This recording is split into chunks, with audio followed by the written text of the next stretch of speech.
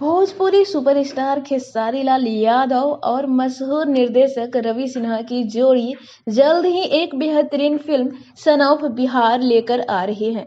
हाल ही में इसका भव्य मुहूर्त मुंबई में संपन्न हुआ और शूटिंग भी शुरू हो गई। इस दौरान मीडिया से बातचीत में खेसारी लाल यादव ने उस राज पर से पर्दा उठाया जो अब तक अनसुना था। खेसारी लाल यादव ने एक सवाल के जवाब में बताया कि उनकी 99 गर्लफ्रेंड है।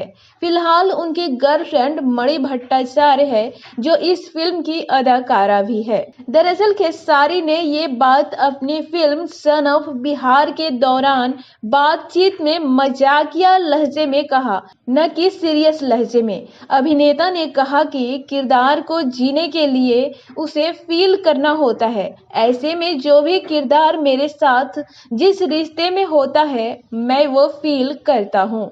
वहीं जब खेसारी लाल यादव ने अचानक से मणि को अपना गर्लफ्रेंड बताया तो पहली बार तो शर्मा गई और मीडिया के सामने कहा कि वे फिल्म में एक दूसरे के साथ हैं। इसके अलावा मणि ने फिल्म को लेकर अपनी एक्साइटमेंट जाहिर की और कहा कि 4 साल पहले भी मैं खेसारी लाल यादव का हाथ पकड़कर इस इंडस्ट्री में आई थी। इस बार फिर से उनके साथ काम करने के लिए काफी एक्साइटेड हूँ।